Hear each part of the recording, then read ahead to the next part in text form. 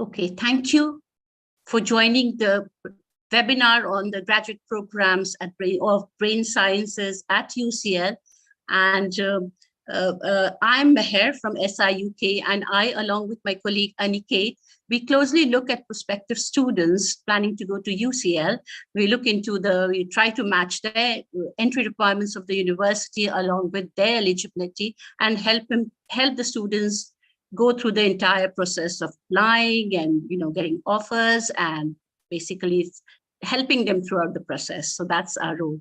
We are delighted and honored to have with us Dr. Julie Evans from Faculty Tutor, Brain Sciences, Colin Cheng, Marketing Recruitment Manager, and we are yet to have Tessa Parsons, or is she there, from the UCL Careers.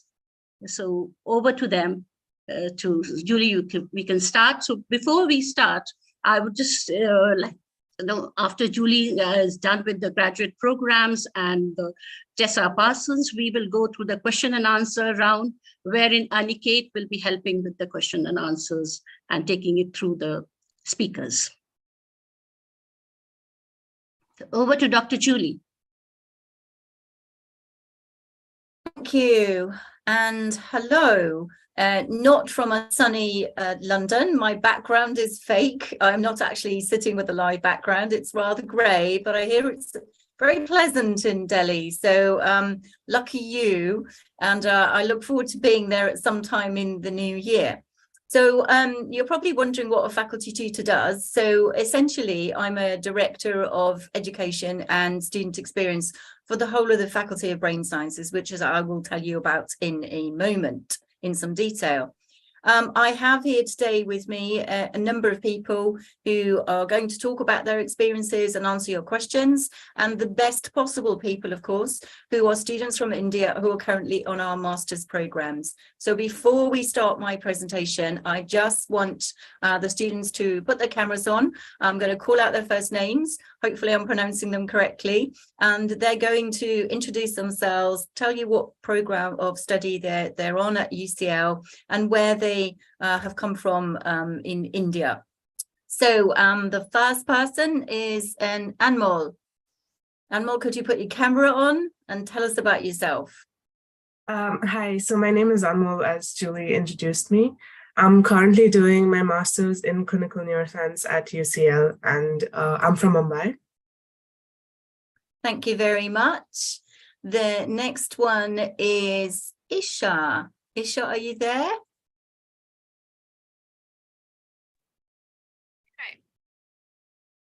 Hi, my name is Isha and I'm from Maharashtra, India, and I recently completed my master's in clinical neuroscience with a distinction, and I'd be happy to answer any questions and share my experiences. Fantastic. The graduates, marvelous. So the next one is Mrinmai. Apologies for the pronunciation. No problem. Hi guys, my name is Mrinmai. I'm from Pune and I'm doing my master's in clinical mental health studies under the Division of Psychiatry. Fantastic. So next one is Nafia. Hi, I'm Nafia. I just recently graduated with a Master's of Science in Developmental Psychology and Clinical Practice from UCL and the Anna Freud Center. Brilliant. Next one is Sarthak.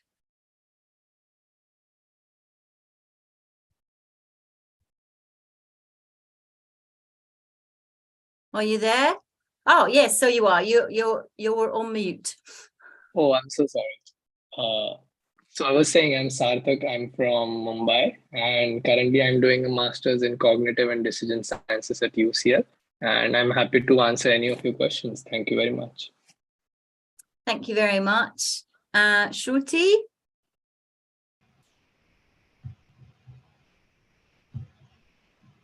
Hi everyone, I'm Shruti and I'm from Pune in India.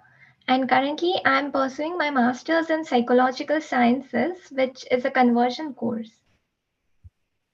Thank you. And Sudhir?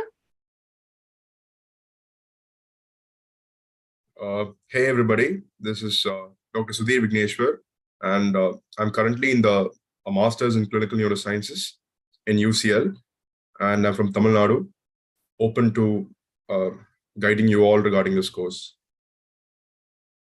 Thank you. And Dvani? Hi everyone, my name is Dhwani Porwal and I'm doing a master's in speech and language sciences at UCL and I'm from Mumbai. Thank you, students. And another contributor who's I can see has arrived is Dr. Tessa Parsons, who will be giving a presentation a bit later about career opportunities. Thanks, Julie. Yeah, hi, I'm Tessa and I'm from UCL Careers and the Link Careers Consultant for the Faculty of Brain Sciences. Thank you very much. So Colin, if we can, now we've done the introductions, if we can start the presentation, that would be great.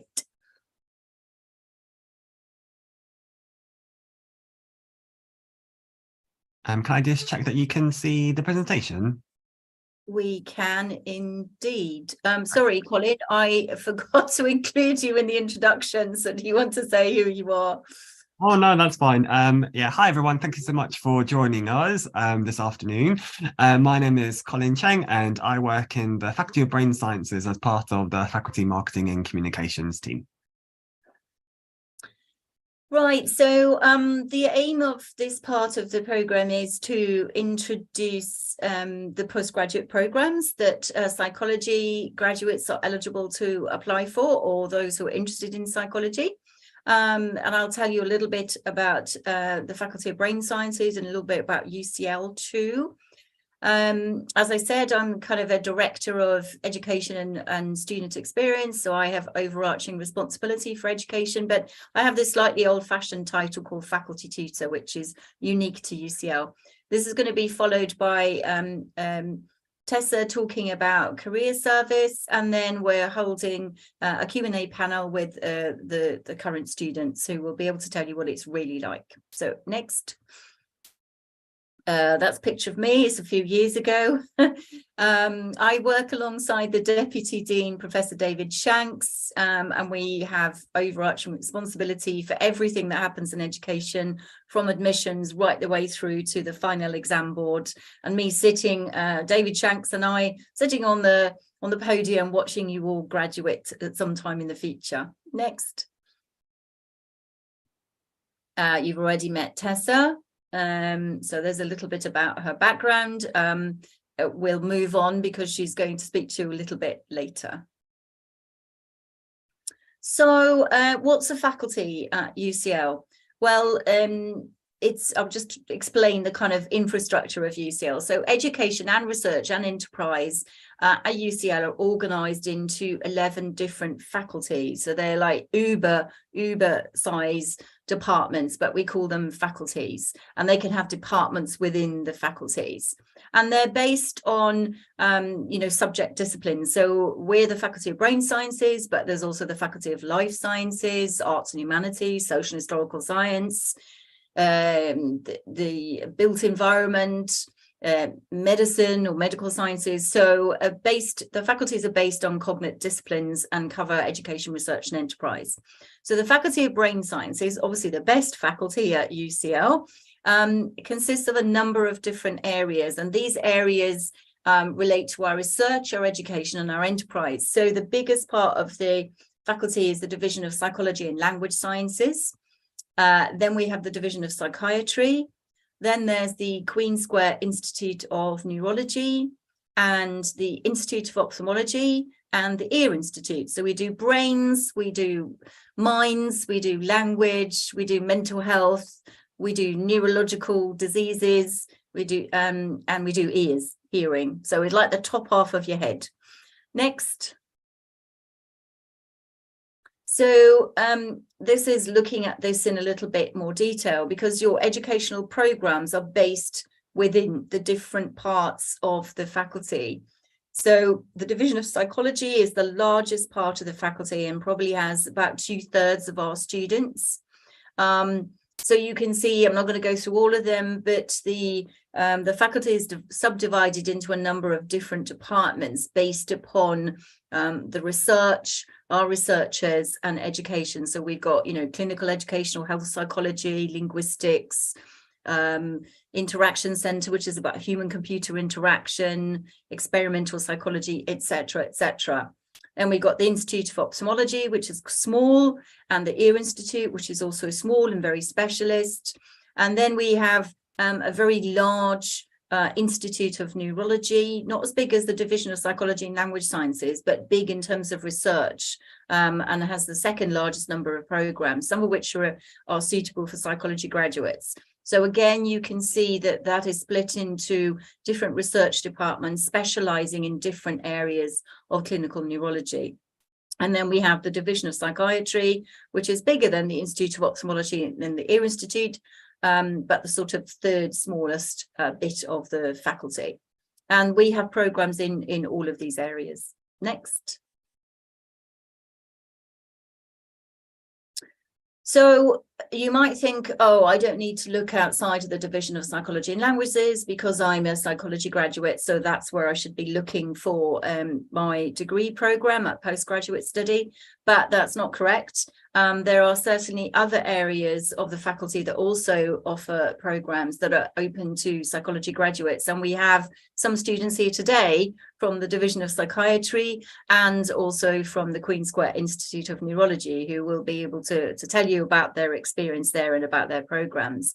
So quite a few of the programs are multidisciplinary. So on psychology programs, we might have people with different backgrounds. They don't necessarily always have a psychology degree. But I would just want to say that the Division of Psychology and Language Sciences is the largest and the most highly rated department in the UK for that area. So we're the biggest and we're also the best. And what does that mean? It means that there are lots of really intelligent, motivated, and world-leading researchers who are developing and contributing to our educational programs within that division. Same for the Institute of Neurology, very highly rated in terms of research, and the Division of Psychiatry, but more about that later. I guess coming to UCL, what you've got is not just a university with an amazing reputation worldwide. I think our core richness is our people, our academics, our researchers, and what they bring to the development of teaching and to the delivery of teaching and beyond. Next slide, please. Yeah, everybody has rankings. Colin has put together a few here. I am somewhat dubious about rankings to some extent because different ranking can occur depending on who you're looking at. So, for psychology, we're ranked first in Europe, second in the world by the Shanghai Global Ranking of Academic Subjects.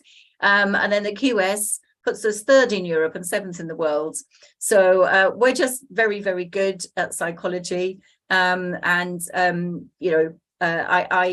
place some little emphasis on the ranking, but basically it tells you we're very, very good and we're ranked very, very highly. And then, of course, we do neuroscience as well. Two of the students who are here today are studying clinical neuroscience, and we also have other neuroscience programs. And for that, we are definitely ranked as first in Europe and second in the world. I think MIT are first in the world, but then they're first in the world for lots of things in the area of neuroscience.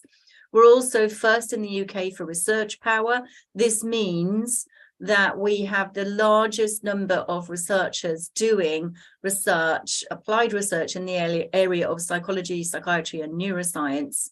And they are highly ranked. Their research appears in highly ranked journals.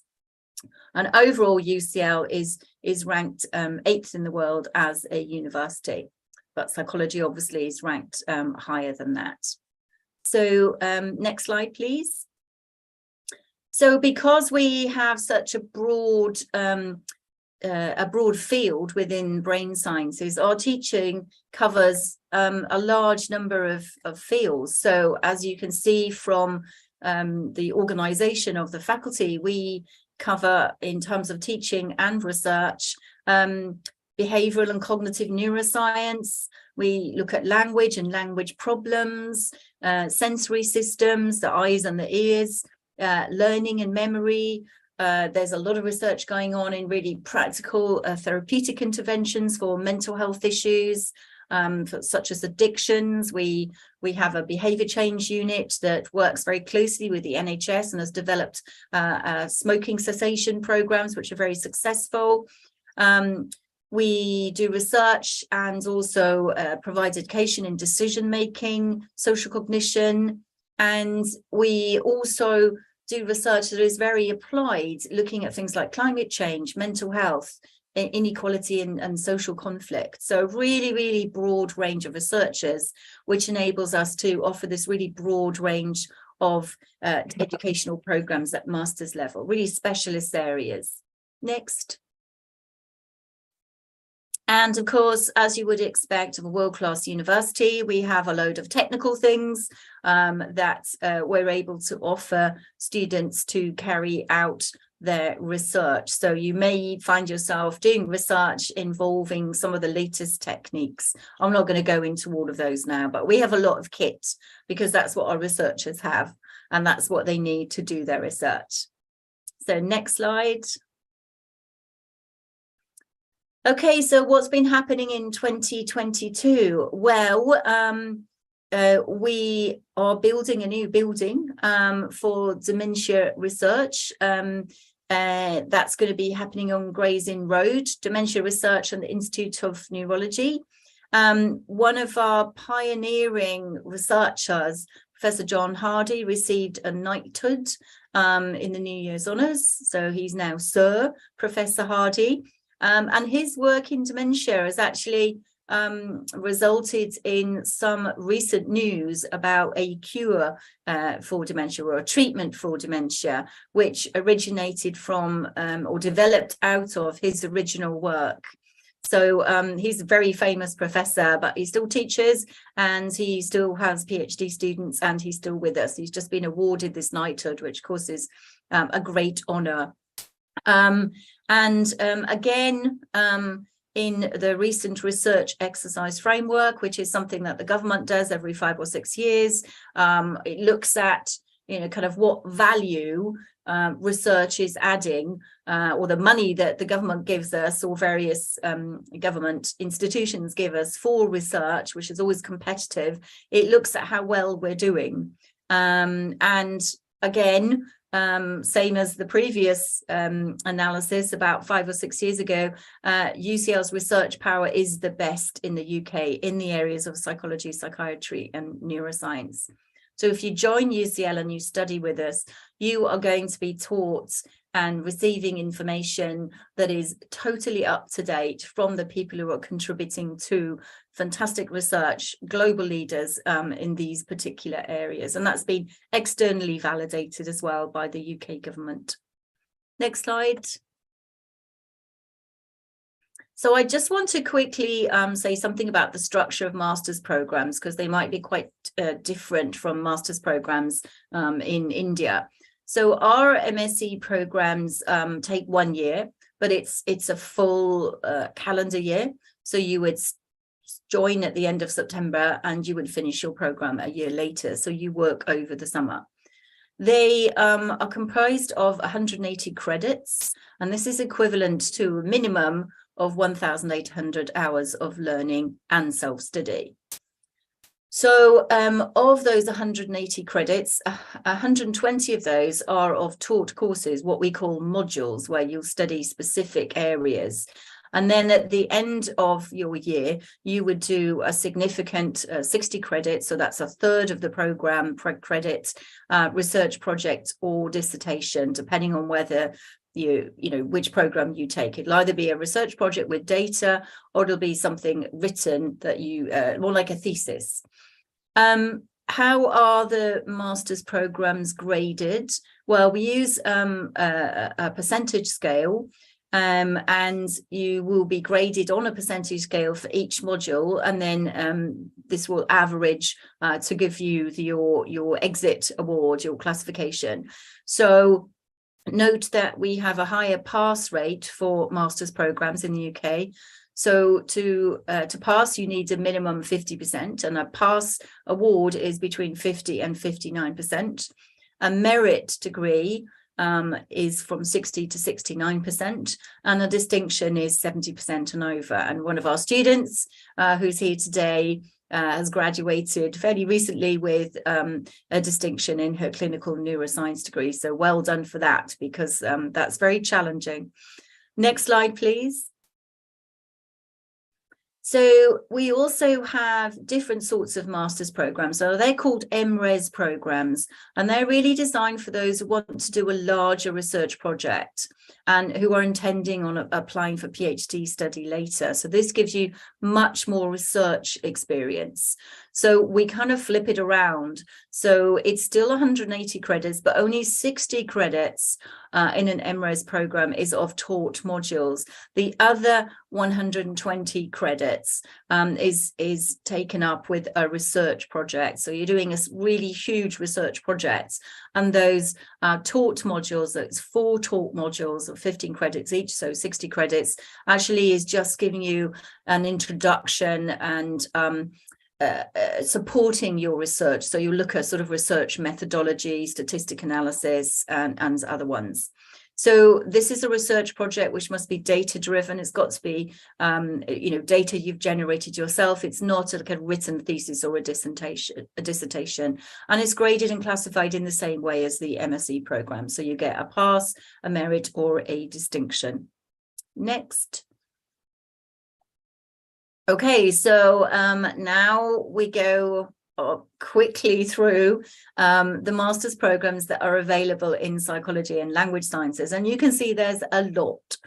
So we have behavior change, cognitive neuroscience, cognitive and decision sciences. There's a student here today from that, developmental psychology and clinical practice, early child development and clinical applications, human-computer interaction, language sciences with a number of different routes that you can take to specialize in those particular areas of language sciences.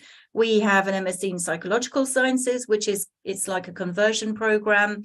So if you want to go on to sort of graduate study, but in psychology, but you have not studied psychology at undergraduate at all, then you can take this conversion course. And there's someone here today who will be able to talk to you about that. We have social cognition, research and application, speech and language sciences. And again, we've got a student here today who can talk about that. And theoretical psychoanalytic studies. Next slide, please. And then, of course, we have 2 MRes programs. One is cognitive neuroscience that sits along the cognitive neuroscience program. And we have a very select 2-year MRes program with the second year spent in Yale in developmental neuroscience and psychopathology. They only take 12 students a year, but we have students from India previously on that program, but it's a very selected program. It's an amazing program because you get to spend time at UCL for a year and then at Yale. So 2 great universities.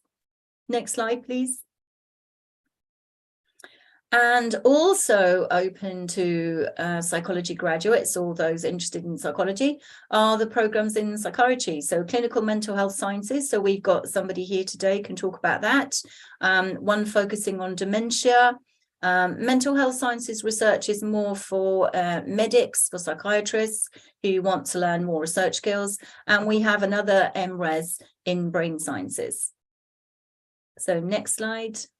And then there's a couple of programs in neurology. So the most popular probably is for international students is the clinical neuroscience MSc. And we've got 2 people here today about that. There's also advanced neuroimaging. There's brain and mind sciences, which is a 2-year program with the Sorbonne University in Paris. So you spend the first year at UCL and the second year in Paris, and you get actually 2 master's degrees. And then we have another dementia program, which is focusing more on the neuroscience of dementia rather than treatment and intervention of those who have dementia, which is located in psychiatry. And then we have a number of MRes programs. So those are the programs for people who really want to do research and are aiming for a PhD later. Next slide. So we have a number of key research themes in the faculty in which we're very successful. One of them is neurodegeneration and neuroprotection. So focusing on sort of understanding the underlying process of conditions such as dementia, which causes a huge problem worldwide, multiple sclerosis, stroke, and other complex neurological disorders. Now, of course, in order to understand disorder, you need to understand how the brain and the nervous system works normally. So you start off understanding the normal and then looking at the pathological conditions. And, you know, we do amazing translational work in this area. The Institute of Neurology is a real powerhouse of individuals.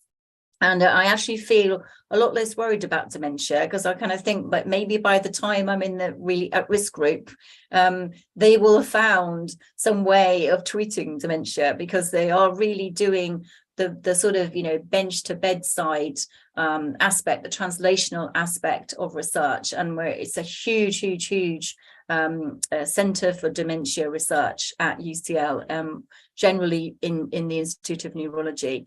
And some of the latest stuff that we've come up with, our researchers have come up with, of looking at things like gene therapy targeting overacting brain cells, looking at things in relation to Huntington's disease and epilepsy. So these are just some of the stuff that have hit the headlines recently in terms of early successes. And next slide, please.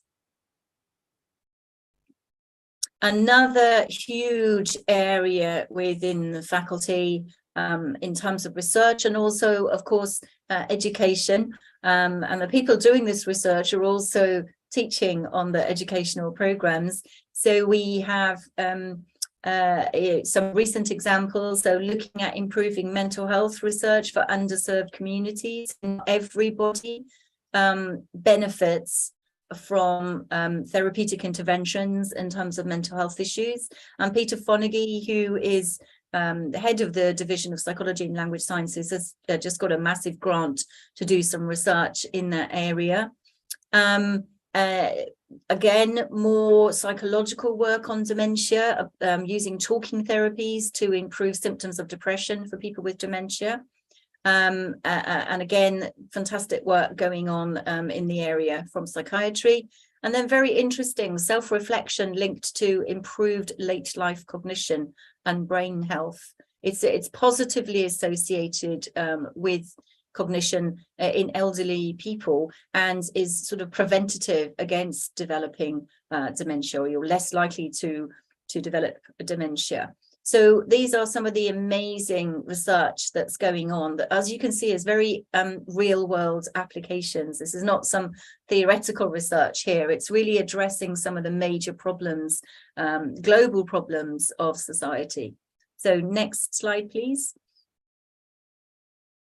And then, of course, we have understanding and influencing behavior.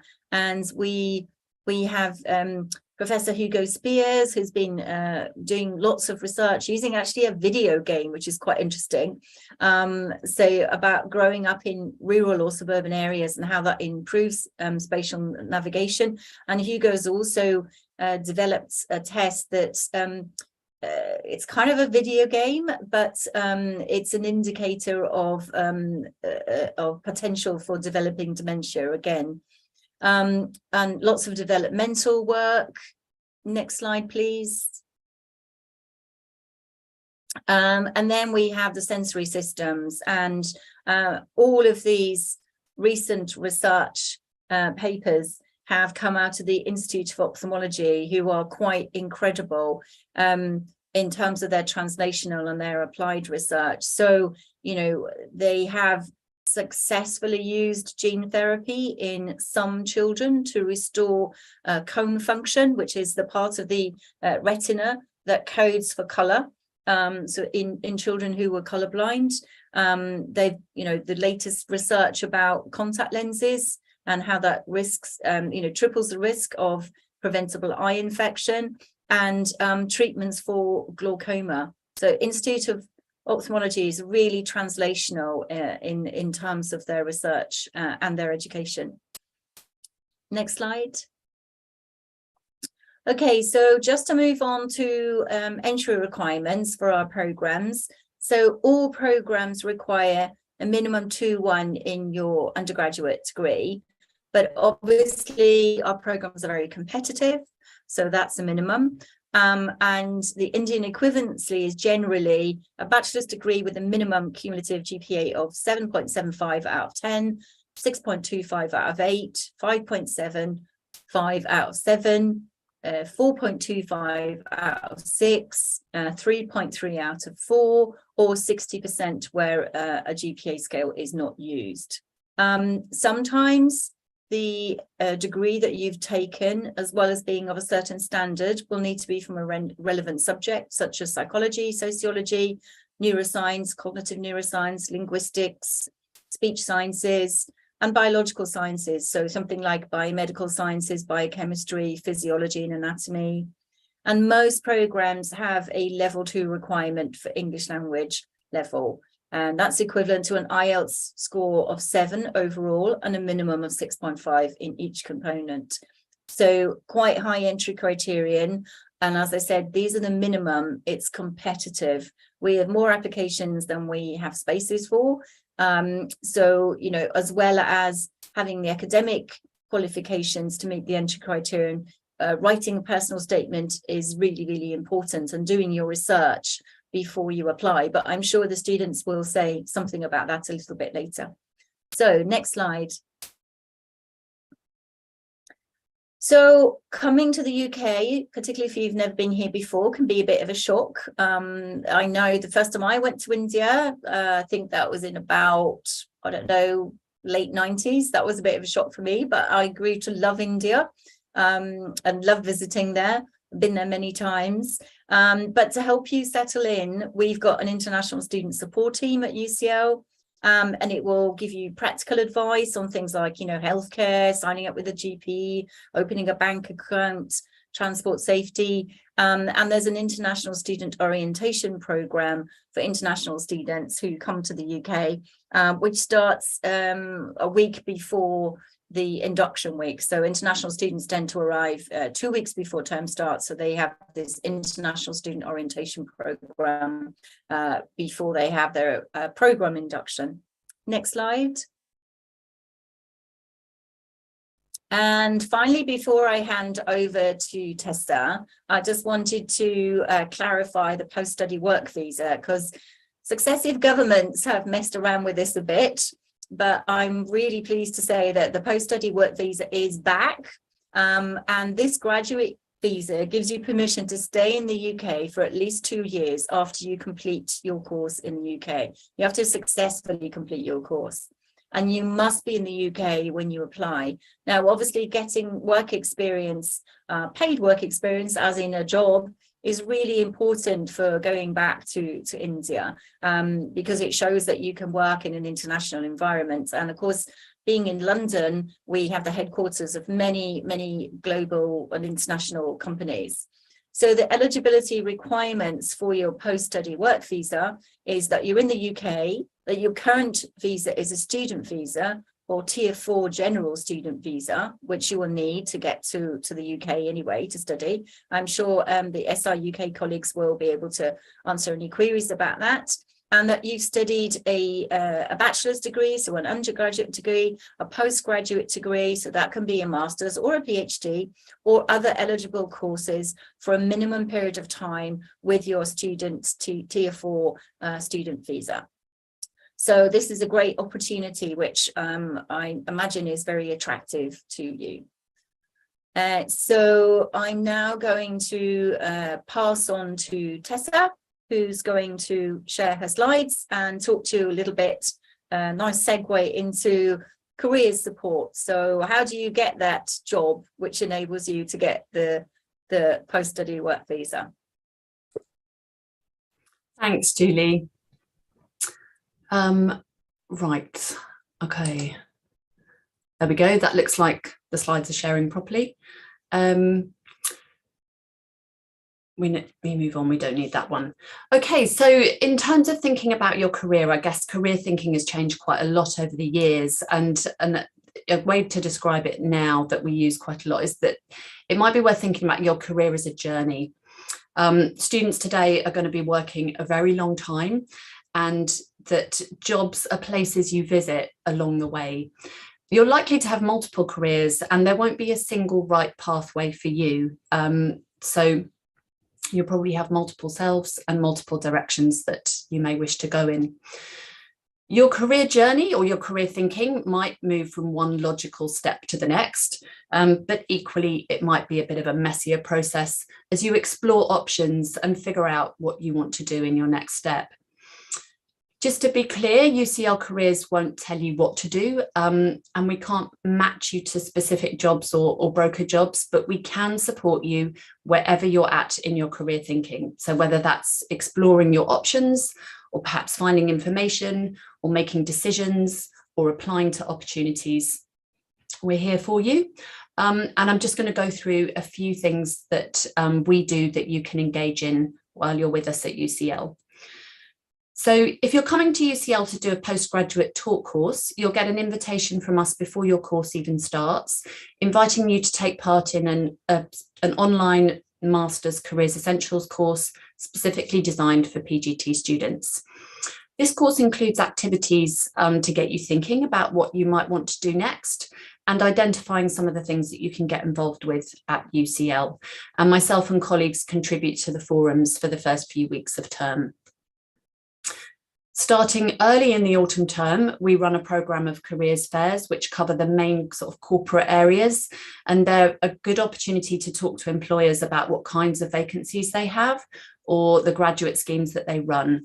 And they cover these areas. So we have management consultancy, banking, finance and economics, life and health sciences, IT and technology, engineering and the built environment, and the law fair. Obviously, you're within the Faculty of Brain Sciences, but we make no assumptions about which direction students want to go in. And these careers fairs this year, it was great to be back in person, but we actually ran parallel fairs so that we had in-person fairs and virtual online fairs. Our Sector Insights programme, I guess, covers the kind of less corporate sectors. These run across the autumn and spring terms with 4 events for each of these sectors. They might be panel events or workshops where you can hear from employers, professionals, and often past UCL students who are working in that sector and can tell you how they got from being a student to where they are today. So you get the chance to hear from a lot of different people in different organisations. We're in our second year of this relatively new programme, which is the work-related learning events. Again, this is where you can hear from panels of professionals from a particular sector or a theme, or you can come to a session that quite often involves a practical activity to give you more of a real insight in terms of what that job entails. So on this slide, there's a few examples of events that we ran this term that were targeted towards the life and health sciences, so including brain sciences. So we had a biomedical and public health analytics panel with, you can see, sort of quite different organisations there. We had a careers taster event with a consultancy where they presented a sort of practical activity and you got involved in a real life healthcare client case study. And I think we're on our second or third round of the data-driven management and digital consulting with Celonis, and that's a 3-week training course, and you study at your own pace and at the end get a certificate. As postgraduate students, you would also have access to all our core provision. So we literally run hundreds of events and workshops each term. We have a career essentials programme, which covers all the basics of CVs and applications and interviews. We have employer-led workshops. We have our online library called the Careers Discovery Feed, which is articles written by us based on our kind of insight into labour markets, specifically for UCL students. We have a YouTube channel with over 50 short videos on it, again, covering most of what I've talked about so far. We maintain a vacancies listings, and some of my colleagues are, more on the employer side, are constantly sourcing vacancies that are of interest to UCL students. We offer personal support, so you can come and talk to us about anything career related, or for support with applications if you're actually involved in applying for an opportunity. And we offer interview coaching as well if you have a real interview coming up. For international students, we support you in whatever you want to do next, whether that's staying and working in the UK, returning to a home country, or going somewhere else. Each year we run a panel event where you can hear from international students who've actually stayed in the UK to work.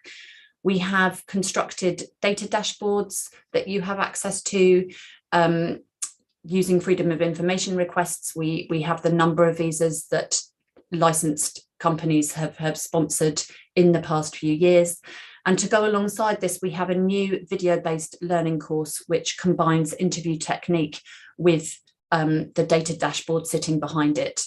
So that's new for this year. We're still here to help you when you've finished your course and you have access to all things UCL careers for 3 years after you leave. We're on all the usual social media channels, so take a look, check us out, follow us, and you'll see more of what we get up to. And that's it from me. I'll stick around and I'm more than happy to take any questions on anything careers related. Thanks. Hi, Tessa. Hello. Hi, Tessa. We actually have one question for you. Am I audible? Yeah, we can hear you. Okay. Does UCL's career team help us in finding any volunteer work or internships during the course period? So we do help students. We help students find opportunities of all kinds. UCL also has a separate volunteering services unit, which is one of the biggest in the country, and they have an incredible range of voluntary opportunities. So if you just search for UCL VSU, the Voluntary Services Unit, they are amazing. But yes, whilst we don't match or broker, we talk to students about basically helping them explore what it is that they are specifically interested in.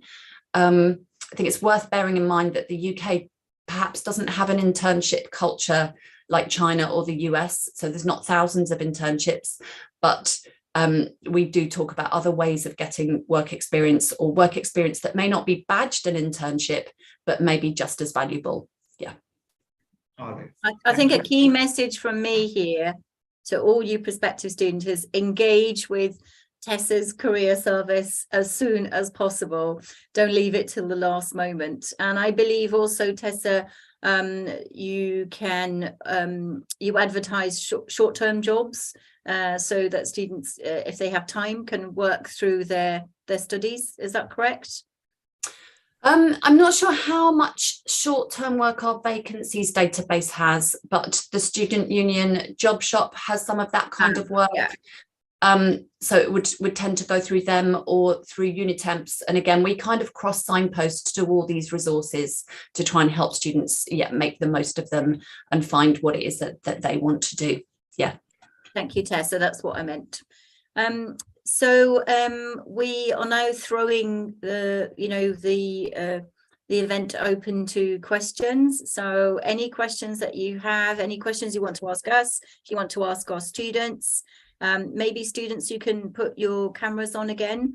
Then please just post them, and we'll do our best to answer them.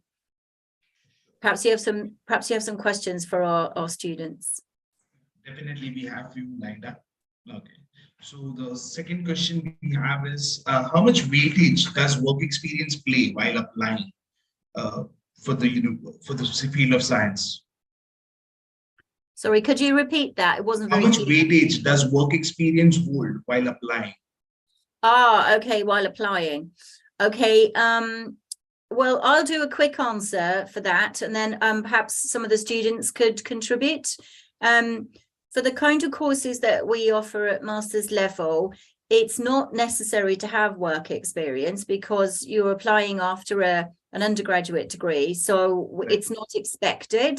Obviously, if you have some work experience, and that can be voluntary work experience as well, then that will help to strengthen your application, but only if it's relevant to the subject area that you're studying. And I can see Devani nodding there. So Devani, do you want to answer from that perspective? Yeah, sure. So I think, so just to give everyone a background, I'm doing speech and language sciences, which is basically a course to train me as an accredited and training professional as a speech and language therapist in the future. So I think for my course personally, we did have a sort of necessity of having some kind of experience in the field in the past. And I think it came in quite handy during our interview as well. But yes, it has to be absolutely relevant. And that's why it has to be related to caring for old people or like something around healthcare and things like that. But yours is quite an unusual program, isn't it? It's a 2-year Absolutely. program. Yeah, absolutely, yeah. So would one of the other students like to add something to this? Anmol? Hi. So I did my undergraduate here in the UK as well, from Lancaster University. And while I graduated this July, in fact, and while I didn't have proper work experience, what I did was I had a lot of research assistant positions during my undergrad, which I feel really helped my application to show the extra skills that I'd gained during it in terms of research, data analysis, the topic or subject in general. So any of those might also be helpful. Thank you. Sudhir, last one on this, because we've probably got some other questions, so we'll have to move on. Having an MBBS background, I worked in an internship in a hospital, and after that, I'd gotten work experience in the ICU. So necessarily clinically, if you have, it can help you in courses like, towards neurology and stuff like that. So it helped me in this. It's currently helping me in this course, like seeing patients and translating them and seeing the symptoms. So yes. Okay, and maybe one more. Who's our clinical neuroscience graduates? Can't remember. Who's our clinical neuroscience graduate? Can't remember now. Okay, well, Shruti, would you like to say something? Hi, I definitely think that work experience is very beneficial when it comes to applying. And if you are planning to include it in your essay and your personal statement, then please make sure that you highlight what you got to learn from that experience rather than just listing specifically that I did this, I did that. So what you got from that and how you plan to apply it in future. That's really, really helpful. It's not the work experience, it's what you've learned from it and actually how relevant it is to the skills you need to be successful in the course you're applying for. So last word to Kosh, and then we'll move on to the next question, Aniket, if that's all right. Kosh, you're on. Thanks, Judy. Just wanted to add that I'm studying social cognition, a master's degree, and I didn't necessarily have a background in psychology or neuroscience, which would necessarily qualify me for this degree. But I had 8 years of work especially in the developing sector across the developing world, and that's something I could really well connect with the degree that I'm now pursuing. So I think it can be a little divergent like that. I think UCL appreciates all kinds of backgrounds coming together to solve the major 21st century problems that now face us. So yeah, just wanted to add that in context to work experience and applying for programs which you may not necessarily be qualified for due to the nature of your undergraduate. Thank you. Thank you, Josh. That's really helpful. Have we got any more questions, Aniket? Yes. So in continuation with the background, so let me pick up that question itself. So we do have students asking that supposedly if I'm coming from different backgrounds, not from the psychology background, coming from either marketing profession or coming from humanities field, what programs can be applied at UCL? Well, I will answer that first, and I'm going to throw it open to some of the students. It depends on which program you're applying for. You might have a marketing background, but you might have done some work experience, with elderly people with dementia, with children with mental health problems. So that would enable you to explain why you are interested now in continuing in something perhaps in clinical mental health sciences. Things like, so it depends on the program is what I'm saying. So things like cognitive and decision sciences, which I think somebody is studying that here. Who is anyone studying? Yeah, okay. So something like that, it is very multidisciplinary background. So Sarthak, would you like to say something about your background and the multidisciplinary aspect of your program? Sure. Well, Julie rightly said, as our program is very multidisciplinary because I come from the strangest of backgrounds. My background is in aerospace engineering, and currently I'm doing cognitive and decision sciences. So that does tell you that your background might not matter that much, but it's what you've learned from it and what you want to do. In terms of how much research skills that I've learned, how much projects that I did, those were somehow transferable into the motivations that I wanted to do in my new graduate program. And I think that is one thing that UCL sees. Thank you. Yeah, thank you.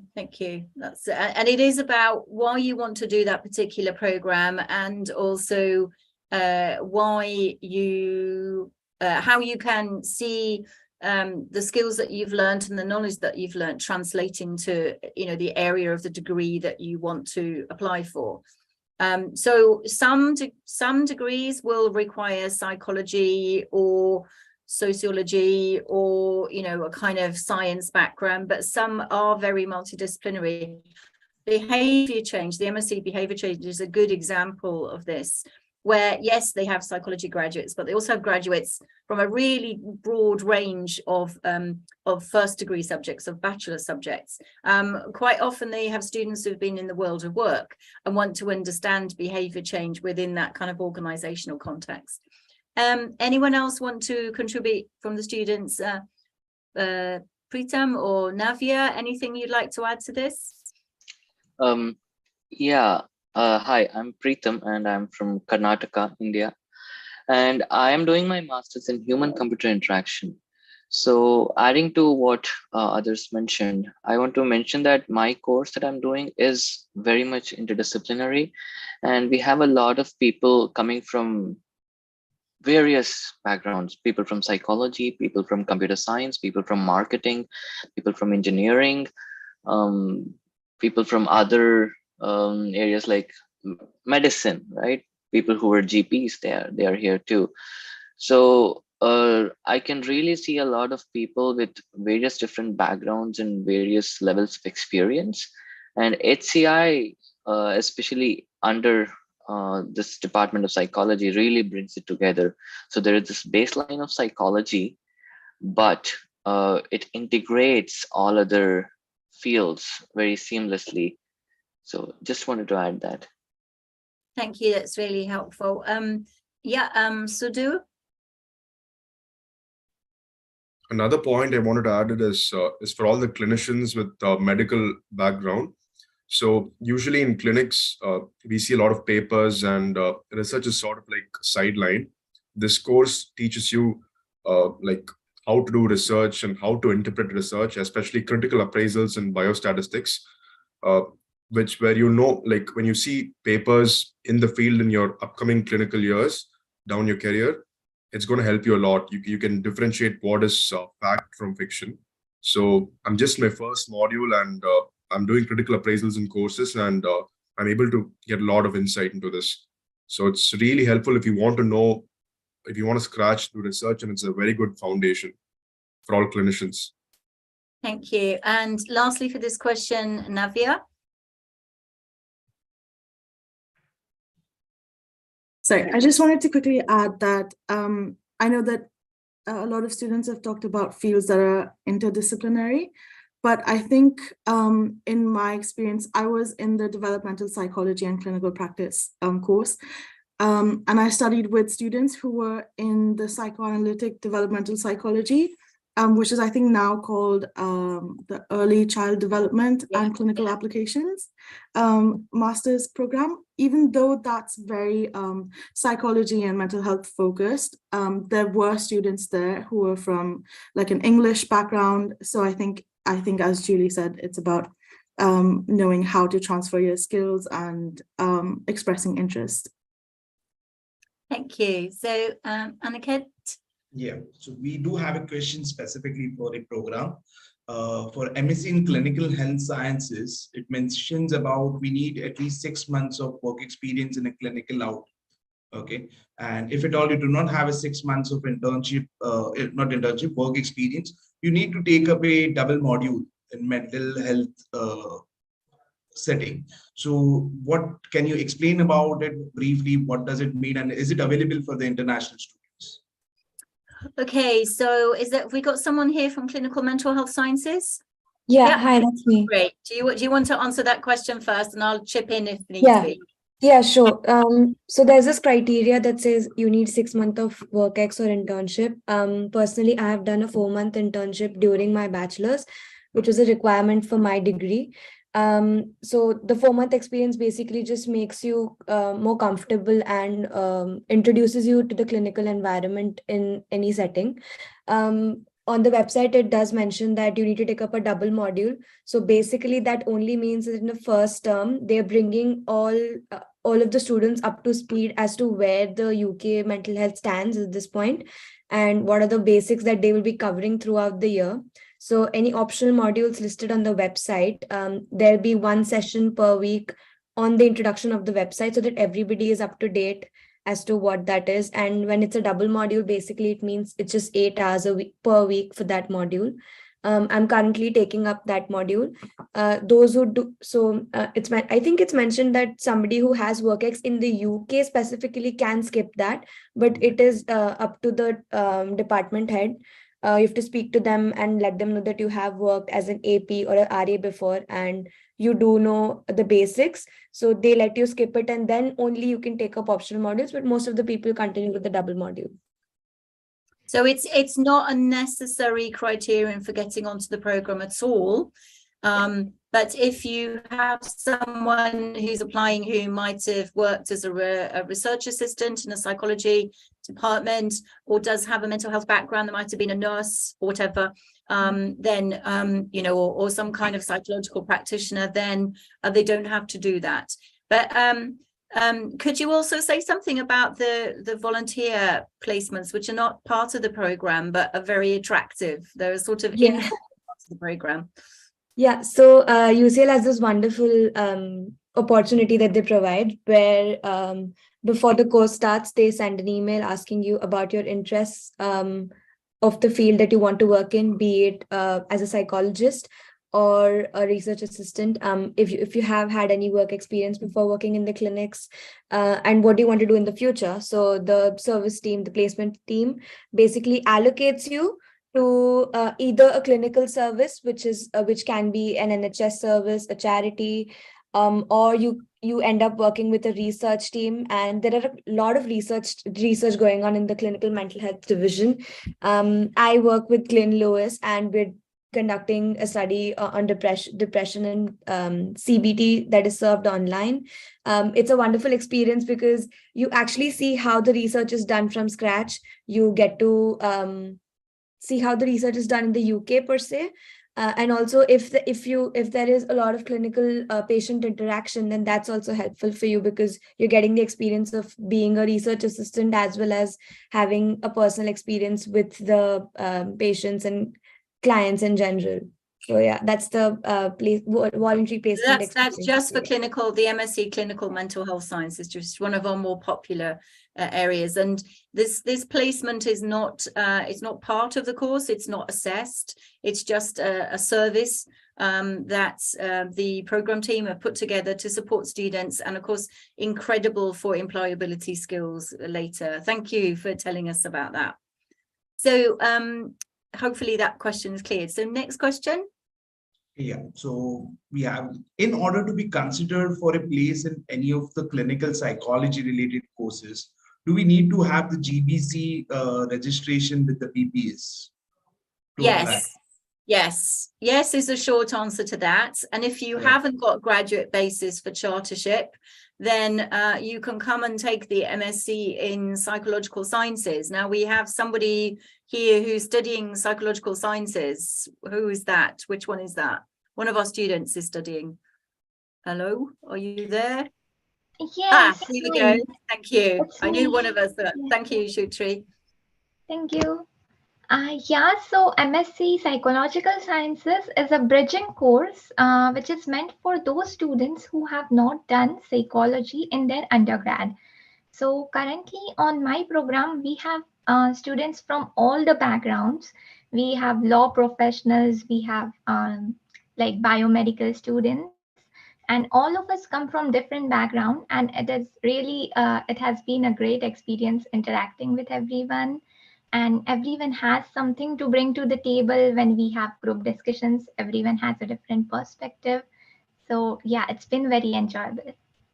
And this program, if you haven't got GBC, Graduate Basis for Chartership with the British Psychological Society, which is a requirement before you can apply for any accredited training courses such as clinical psychology, this course will also give you Graduate Basis for Chartership.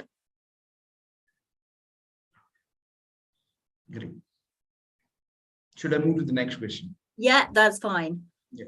Okay. Does optometry and ophthalmology MSc has any professional accreditation? So is this ophthalmology? Ophthalmology. Okay, so right. So the ophthalmology program is only available for doctors. Okay, so you must be holding the equivalent of what's called an MBBS. You must be a qualified doctor in your own country and have some experience in the area of ophthalmology. What that MSc will do is give you a much more in-depth program. It will upskill you specifically in the area of ophthalmology. So I would say it's appropriate for medics who want to have a career in ophthalmology. And Moorfields is probably the best eye hospital in the world. And many of, in fact, all of the people who are delivering this program work at Moorfields as well. So there's a very strong connection. So lots of clinical examples. And the thing about Moorfields is that you actually get to see quite rare diseases of the eye because it's such a world center. But you have to be a medic before you apply for that. So, you have to be already qualified doctor. Colin. Thanks, Julie. And can I just also double check? The question was also, or be helpful to also cover the optometry and ophthalmology MSc program. So, Julie, this is one of the newly launched optometry and ophthalmology programs within the Institute of Ophthalmology. That program is accredited by the College of Optometrists Higher Qualifications and also aligned to the Advanced Clinical Practice Framework, which is a framework in the NHS in the UK, so the National Health Service in the UK, that would allow graduates to complete or work within roles or responsibilities within advanced clinical practice. There are two different routes for that program. One is the advanced clinical practice route. For that, you will need to, I think that route is only open for people working within the UK, because you have to be working to do the actual advanced clinical practice elements of the program. But the optometry and ophthalmology MSc program is open for international applicants, and it covers, basically it matches the academic part of the advanced clinical practice framework without the requirement to complete the in-clinic practice elements as well. So yeah, if you have any questions about that, then you can definitely visit the page on the website. There will be additional virtual information sessions about those programs running hopefully in February and also in March. So if you look back on the website, you'll be able to register for those as well. Thank you. And next question. Yeah. Yes. What are the scholarship opportunities you have? What are the scholarship opportunities we have? Okay, so there are scholarship opportunities, but of course they're few and far between and highly competitive. They're not for specific areas, they cover UCL generally, and there is a specific scholarships, international scholarships page on the website. That are, you know, there are varied criterion for these different scholarships. So I would just recommend people go to just put scholarships, international scholarships at UCL into Google. Just as a matter of interest, did anyone have a scholarship, any of our students here? So Sudhir? Yes, I do have one. It's the UCL Global Masters Scholarship. And like initially I applied to from India before coming, and I was rejected.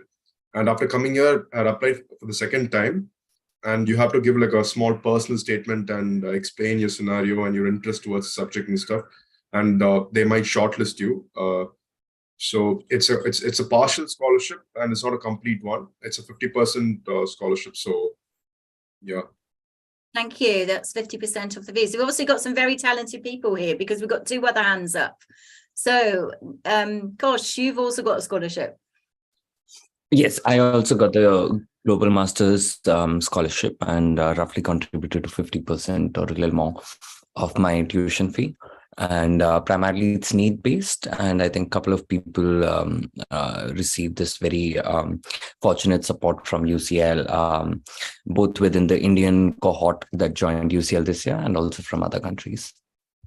Thank you. And there was someone else who had a scholarship? Yeah. Yes, sorry. Yeah. Yeah. So I got the scholarship for £1,000 under the Division of Psychiatry. I had to answer 3 questions regarding clinical research, the aspect, the future, and what I want to do. It was under 1,000 words and under a deadline, so there was a lot of competition. And yeah, once we submitted the application, the personal statement, we also had to give our CVs, and that was that. Great. Okay, so we got 3 scholarships here. So obviously very bright people. Well done, everybody. So Kosh, is that a heritage hand, or have you got something else to add? No. Okay. So next question. Yeah. So for that, I'd like to introduce Meher back, and she has some questions, I guess. Hello, Meher. Hi. Yeah, I have a question. And I see that one of the student is a medic. Sudhir? Yes. So my question is, for example, a student has done an MBBS from India. He would be eligible for the ophthalmology course. So will that help him in getting a specialist training in ophthalmology? Okay, to some extent? So to work as a doctor in the UK, you need to give the PLAB exams, the PLAB. Yeah, I'm aware about that. I'm aware about PLAB. But if a student clears the PLAB and is registered with the GMC and he has an MSc in ophthalmology, will it better his chances of getting a specialist training in ophthalmology?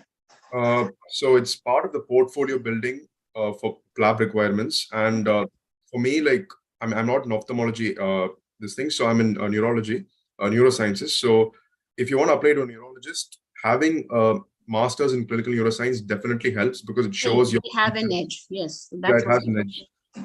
It's not like I don't know like the exact thing. It's definitely edge, and I've told many consultants I'm doing this this course, and it's they've always like approved of it, and it puts you in a better spotlight. And moreover, you'll have like up to date and state of the art exposure from different doctors and neurologists who put teaching the course in terms of dementia, in terms of multiple diseases. And yes, it definitely adds a heavy weight to your CV. And in terms of the course, for example, if I'm taking neurology or any general medicine, it definitely helps. It will definitely help. So it will definitely help. And of course, Queen Square Institute of Neurology is very closely connected with one of the best neurology hospitals in the world. It's literally across the road.